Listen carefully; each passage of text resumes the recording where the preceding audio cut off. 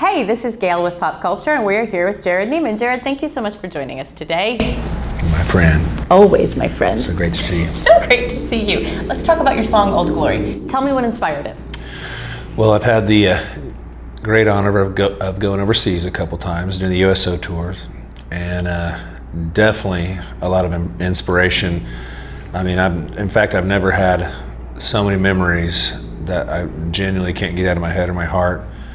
And when that happens, you can't help but it come out in your music. And so this is definitely my favorite song I've ever written. Really?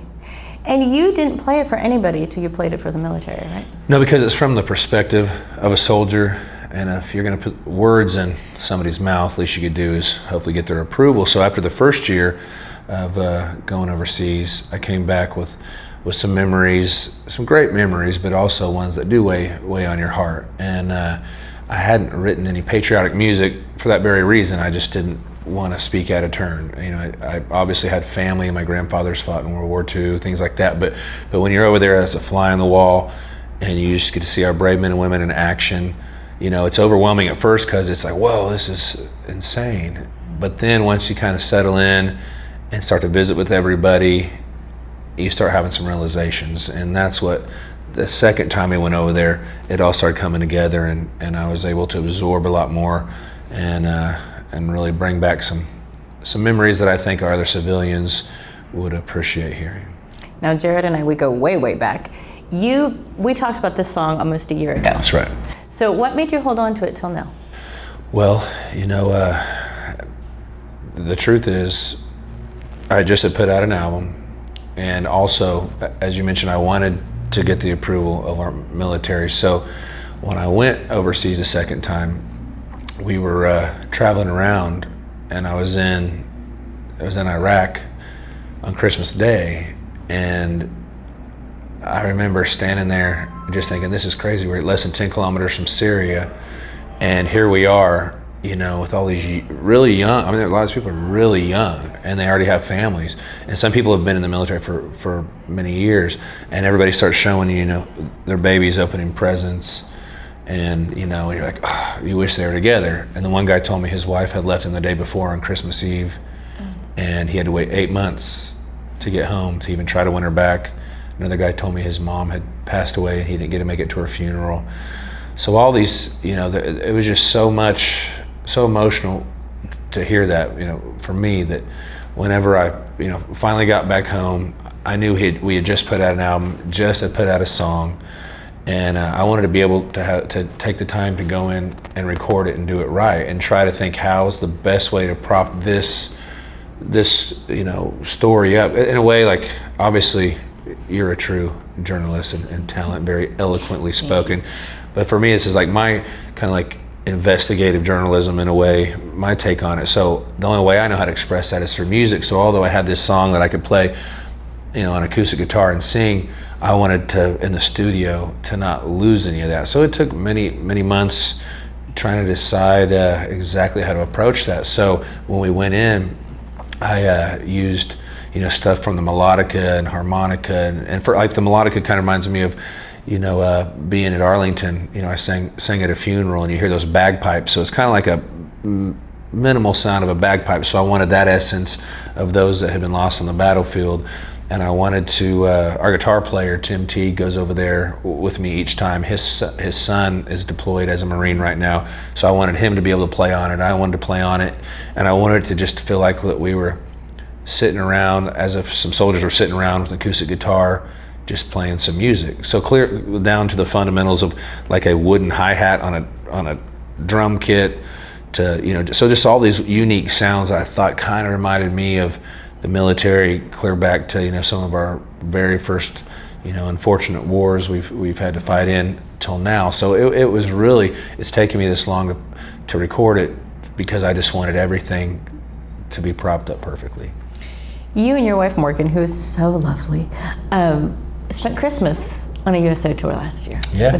What was that like? Yeah, it was special, because after I came back from the first one, I told her how amazing it was, and that it was life-changing. And I think that it really, you know, inspired her to want to check it out. So obviously she's a lot easier to look at than me, and I knew that I knew that our military would appreciate that. So, and she's also very intelligent and a supporter, you know, of course, of anybody that's kind enough to fight for our freedom. So I think she just heard me talk about it for a year, and so when it came up, it was a no-brainer for her to go over there too. And it really is. I really do wish every civilian could be a fly on the wall in these places, and I really think that it would change a lot of lives, a lot of perspectives, and add a lot of unity. What is Christmas like on a USO tour? Like the actual Christmas holiday, what's it like? Well, a lot of food, because we had the honor of eating many Christmas dinners, and so of course some people would pick at it, but I happen to indulge every single time. And it's crazy, you know, you're in these tents, you're in these weird, I mean, they're just not, it's not what a Christmas dinner obviously back home would be, but when you're sitting around your fellow Americans, that spirit's still there, and you know that they know you appreciate them wholeheartedly, and they care that you've, you know, come halfway around the world to just try to bring them home for a few minutes. So here you are, although it's, you know, 100 degrees out and there's tons of sand, and it's not our average you know, Christmas caroling vibe we'd have back home, there still is that Christmas spirit, and that's something that I was you know, really happy to see, that there was a lot of people in good spirits, even though they were sacrificing a lot by being away from their families. And you mentioned that you had just released an album last year. Is this song, Oh Glory, is this going to be on your new album? You know, the truth is, this song just means so much to me, and really everybody that's been involved with it. I don't know if we've even really thought that far. It's just that it's sometimes a message needs to be heard, and it's in the moment. And to me, I wouldn't say I don't care. Obviously I care, but to me this is so special that we haven't even gotten that far. Okay. Are you working on new music? Yeah, always. I've been writing a lot recently. These last few weeks. It just, you know, kind of comes and goes, ebbs and flows. Some people try to fight through the not so creative moments, because although you may not be creative in the way of trying to bring, you know, songs to life out of thin air, but there's still creative things going on, you know, in your life.